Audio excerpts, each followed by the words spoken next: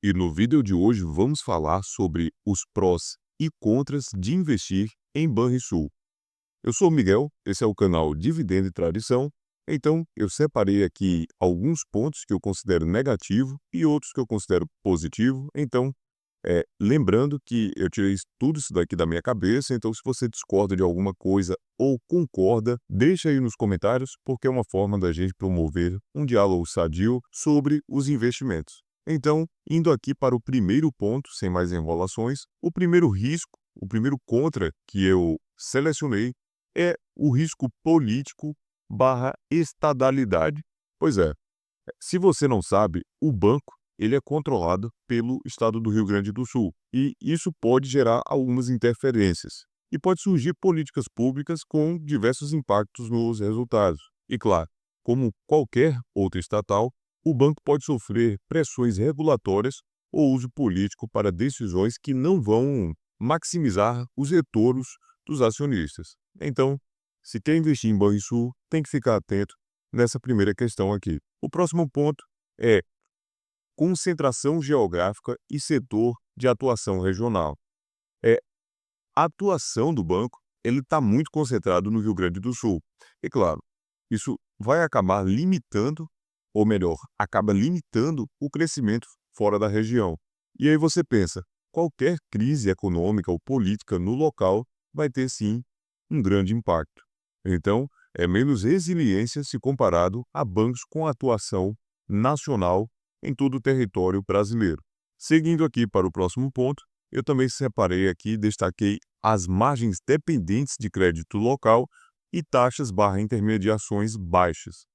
Então, o que é que acontece? Em geral, os bancos regionais eles têm menos diversificação de receita. Vão depender mais de crédito local e a concessão de crédito ela pode ser mais conservadora, o que vai, de certa forma, limitar a expansão de lucro. E, além disso, taxas cobradas elas podem ser pressionadas pelo ambiente competitivo ou político, regulatório. Então, é mais um ponto de atenção para quem está pensando ou quem já tem as ações do banco.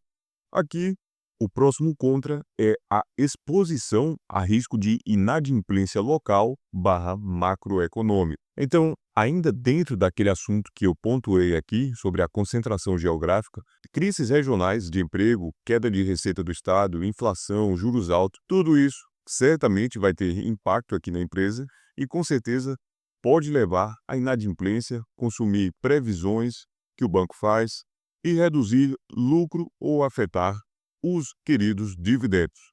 Então, se você, assim como eu, também investe com foco no recebimento de dividendos, esse também é um ponto de atenção. Seguindo aqui para a próxima questão, nós temos a limitação de escala, que também está dentro dessa questão geográfica. Então, perceba que o fator geográfico ele é bem importante aqui no banco. O que é que eu quero dizer com limitações de escala? Olha, é, para crescer muito além da região, precisaria expandir as operações interestadualmente ou simplesmente oferecer, né, novos produtos competitivos frente a bancos que são muito grandes e as novas agências digitais. E isso, meu amigo, pode exigir, sem sombra de dúvidas, um capex, que são os reforços, né, e melhorias da operação, muito grande. E tudo isso geraria muito risco para o banco, colocando a empresa em uma situação nada agradável, para dizer o mínimo. Então, no próximo ponto, nós temos aqui a diluição de papel em políticas públicas. Então, o Banrisul, como banco estadual, ele inclusive pode ser usado para operações que, como eu mencionei no começo do vídeo, vai diluir os lucros do acionista, porque o banco, por ser estatal, ele pode ser usado para uma operação que não é puramente financeira ou comercial, como concessões de crédito subsidiado, operações de fomento, etc. Então, algumas dessas operações vão ter um menor retorno ou um risco bem maior de inadimplência do que se estivesse emprestando para alguém com garantias de pagamento. Então, o conflito de interesse pode acabar estando ligado aqui na empresa. Então, partindo aqui para o próximo ponto, a questão é a seguinte: um dos contras da empresa é o custo de crédito e taxa de juros. Na verdade, é um risco, não necessariamente um contra. Isso porque, em um ambiente como o que a gente está vivendo, de juros elevados, o custo de captação e o custo de crédito, ele aumenta. Então, se Banrisul tiver captações ou passivos indexados, certamente vai sofrer. E daí, se acabar repassando custos para os clientes, pode sim perder a sua competitividade. Então aqui, a próxima questão que eu separei é a concorrência digital e fintechs. Então, os bancos digitais e fintechs, eles estão realmente invadindo o varejo brasileiro, sobretudo na parte bancária, principalmente nas classes C e D, que usam Nubank, Banco Inter, entre outros. E não tenho nada contra você utilizar ou ter conta em algum desses bancos. Eu, particularmente, tenho conta no Banco Inter e nunca tive problema nenhum. É uma empresa que sempre me atendeu muito bem. Então, como eu estava dizendo, as classes C e D têm uma adoção muito grande a essas empresas digitais, banquinhos e fintechs. Então, se não evoluir em tecnologia, o banco vai acabar perdendo clientes para essas alternativas mais baratas e ágeis. E aí, a empresa pode acabar ficando com margens pressionadas. E aqui, por último, mas não menos importante, nós temos aqui a questão de liquidez e volatilidade. Então, mesmo sendo relativamente líquido, as ações de bancos regionais, como o Banco de Brasília ou Banrisul, eles tendem a ter uma menor cobertura de analistas.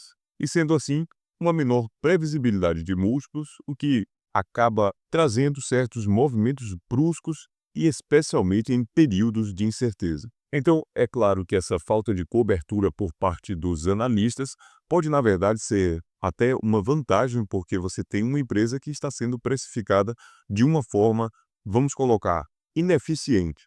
Aí você consegue comprar uma empresa por um preço bem atrativo, como se trata aqui do Banrisul. Esses daqui foram os contras que eu separei.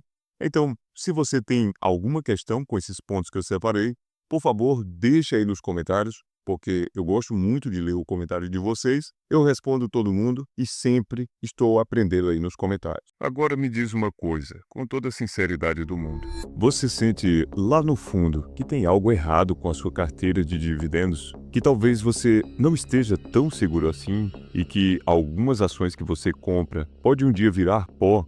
Se essa pontinha de desconforto apareceu aí, é porque você precisa ouvir isso. Eu criei o Decifrando Sua Carteira, que é basicamente o seguinte: você vai clicar nesse comentário que está fixado aqui no vídeo, preencher o formulário e, com base nas suas respostas, eu gravo um vídeo exclusivo só para você, analisando ponto a ponto onde estão possíveis erros e acertos da sua carteira e o que eu faria. E presta atenção, esse vídeo exclusivo ele vai ficar disponível para sempre no canal Dividendo e Tradição, e só quem tem o link vai ter acesso a esse vídeo. Então eu vou mandar no seu e-mail o link do vídeo junto com um PDF completo da análise. Vai ser como ter um raio-x real da sua carteira com alguém que não tem conflito de interesses e só vai te dizer a verdade em uma segunda opinião 100% sincera. O link do formulário está aí no comentário fixado. Bem, partindo aqui para uns prós, eu separei alguns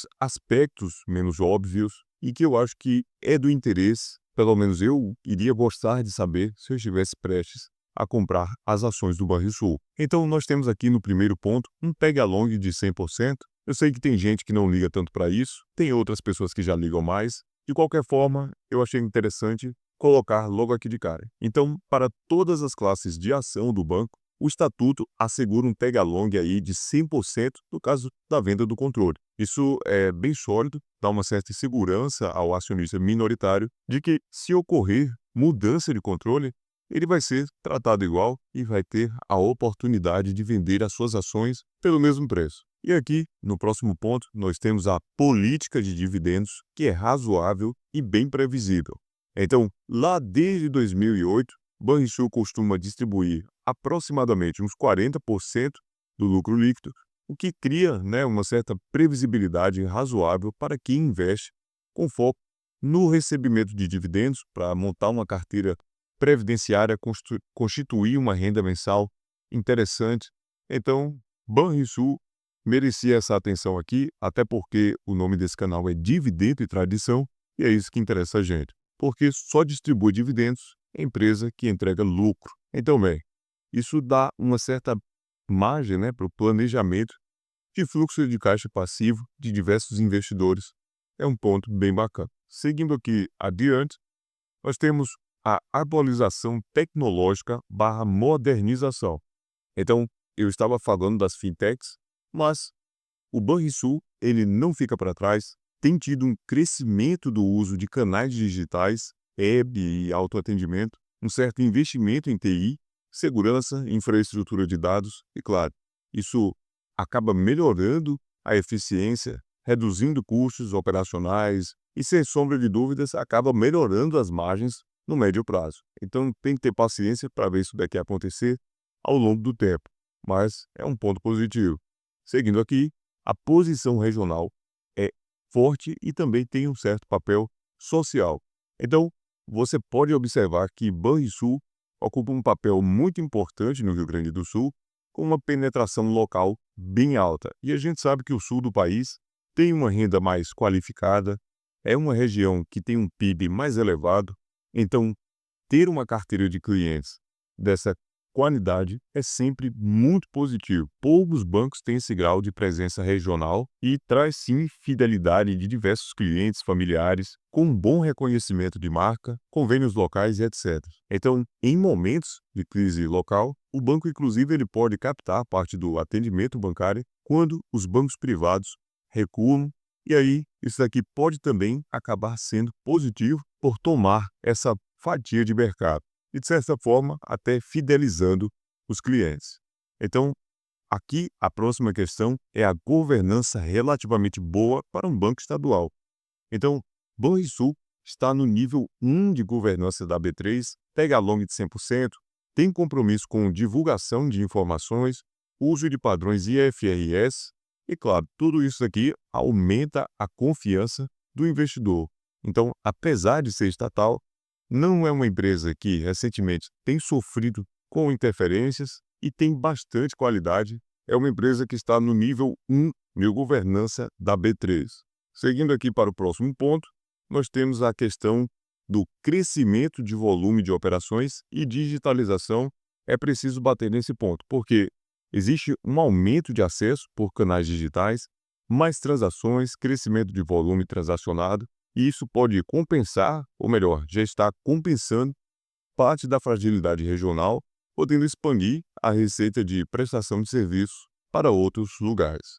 Então, por último, e não menos importante, nós temos aqui a liquidez razoável para preferência classe B BRSR6. Esse aqui é o papel mais líquido dentre os da Banrisul, e isso facilita a entrada e saída de posição para aqueles acionistas que têm um ânimo aquisitivo maior. Então, é claro, eu não poderia deixar de trazer aqui também os indicadores fundamentalistas do banco, e é muito interessante porque a gente tem um certo desconto frente à média histórica que o banco apresentou ao longo do tempo.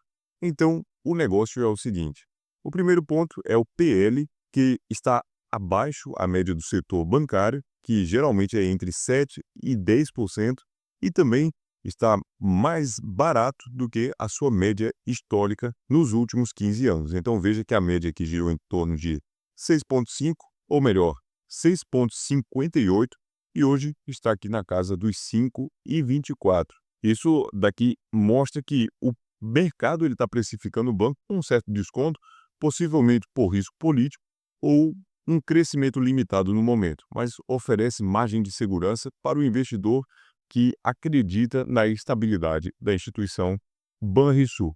Então, já na parte de preço sobre o valor patrimonial, eu nem preciso comentar, porque vocês já entendem muito bem os dados fundamentalistas, mas veja só que o banco ele está sendo negociado a menos da metade do valor patrimonial. Isso daqui aponta que o mercado não está disposto a pagar sequer R$ 1 por cada R$ 1 de patrimônio líquido da empresa. Então, para quem acredita na perenidade, na solidez da instituição, eu acredito que seja uma excelente oportunidade de valor. Ou seja, é melhor você comprar o banco na bolsa do que tentar montar um do zero, com o mesmo número de agências, funcionários e tudo mais.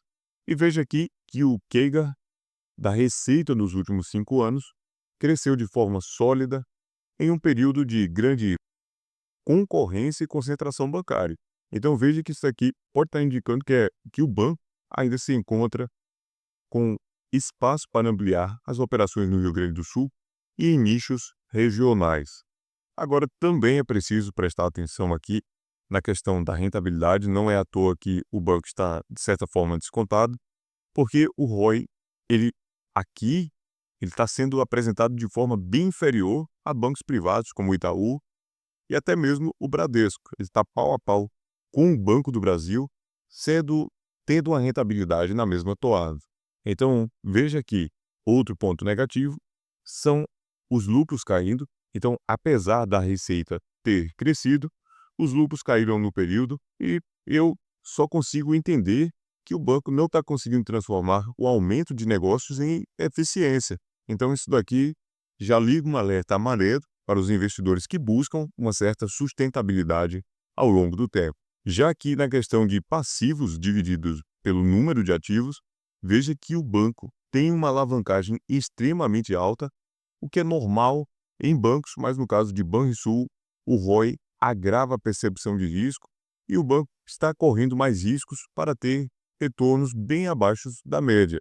Então, pelo menos a gente tem aqui, na outra parte, uma liquidez corrente de 2,06. Esse dado aqui mostra que o banco ele teria ali o dobro de ativos circulantes em relação ao passivo circulante. Então, para um banco, isso daqui mostra uma certa solidez de curto prazo e um baixo risco de descasamento entre os ativos e passivos. Então aqui, em outras palavras, o Banrisul ele poderia ser interessante para quem busca dividendos e ativos descontados, mas o investidor ele precisa estar atento a esses pontos. Então não são só flores, não tem almoço de graça. Se uma empresa ela está, de certa forma, descontada, pode ter certeza que está passando por algum momento mais delicado, então tem que prestar atenção nisso. E Banrisul é um banco bem pequeno comparado com os bancões. Veja que ele hoje tem um valor de mercado de 5 bilhões, é bem pequeno, tem aqui 408 milhões de ações, quase 409, e 50% do free float, que são as ações que eu e você nós compramos. Então é isso. É uma empresa pequena, tem seus riscos, mas para quem comprar com um preço adequado, possivelmente em qualquer melhora também você vai sentir isso e certamente as ações do BAN vão dar uma guinada. E aqui, dando uma olhada nos últimos resultados de Banrisul, eu abri o site do RI, peguei aqui a apresentação de resultado do segundo trimestre de 2025. Então aqui no primeiro ponto de performance, veja que o banco entregou um lucro líquido no primeiro semestre de 619 milhões de reais. E só aqui no segundo trimestre foi mais da metade desse resultado, então um crescimento acima de 50% em relação aos últimos 12 meses e em relação aos últimos 3 meses. Agora veja que, diferente do site, aqui a empresa já está apresentando um ROI de 14,3%. E a carteira de crédito até junho de 2025 estava aqui na ordem de 64 bilhões, um crescimento de 17% em relação ao mesmo período do ano passado, ou melhor, em relação aos últimos 12 meses. Mas veja que as despesas administrativas também cresceram tanto nos últimos 12 quanto nos últimos 3 meses. Então veja aqui o aumento no lucro líquido, que em relação ao mesmo período do ano passado, foi um crescimento de 52,7%, e em relação ao primeiro trimestre desse ano, foi um aumento de 56,4%. O ROI também cresceu, então perceba que lá no Status Invest não estava tão diferente aqui a questão do ROI, eles estavam apresentando um ROI de 8 e pouco, mas a empresa conseguiu crescer para 11,8. Na verdade aqui é o ROA, o retorno sobre os ativos da empresa. E veja que 46% da carteira do banco é pessoa física, 16% é pessoa jurídica, 21% é o segmento rural, 10% segmento imobiliário, 4% é longo prazo e 3% é câmbio. Então aqui na parte de pessoa física tem um crédito consignado que cresceu na comparação ano a ano, cartão de crédito e débito que também cresceu na comparação anual, crédito pessoal, cheque especial que foi também um crescimento interessante, e outros, enfim. Então, o crescimento aqui na carteira pessoa física foi de 13,2%. Já na pessoa jurídica, também houve um crescimento geral da carteira de 21,1% em comparação com o mesmo período do ano passado. Então, as coisas realmente melhoraram aqui para o Banrisul, mas perceba que no último ano as ações praticamente andaram de lado. Então, os resultados estão crescendo, mas as ações permanecem aqui andando de lado. Então, será que isso aqui seria uma certa ineficiência do mercado? É bom parar para refletir um pouco. E aqui eu também trouxe a questão do lucro versus a cotação, esse gráfico que é muito bom. Então, para você ver que não é coisa da minha cabeça, perceba que existe um descasamento entre o lucro líquido que o banco tem apresentado e as cotações. Então, veja que quando as cotações tocam aqui no gráfico de lucro líquido, é sinal de que o banco está com uma cotação justa. Quando a cotação passa os lucros, mostra que existe uma certa euforia, como aconteceu aqui em 2018, mas quem investe com foco no longo prazo está em busca dessas assimetrias, com um lucro lá em cima e uma cotação que ainda não acompanhou. E a gente sabe, no longo prazo, cotação cede lucro. Veja que em 2015 ninguém queria o banco, mas o banco apresentava uma lucratividade até parecida com a que apresenta hoje, e quando os lucros cresceram, aí o mercado despertou para comprar as ações da empresa, e aí veja que depois o banco ficou caro. Bem, esse daqui foi o vídeo de hoje, eu espero que você tenha gostado. Trouxe aqui contras e prós, ou melhor, os prós e contras de investir em Banrisul.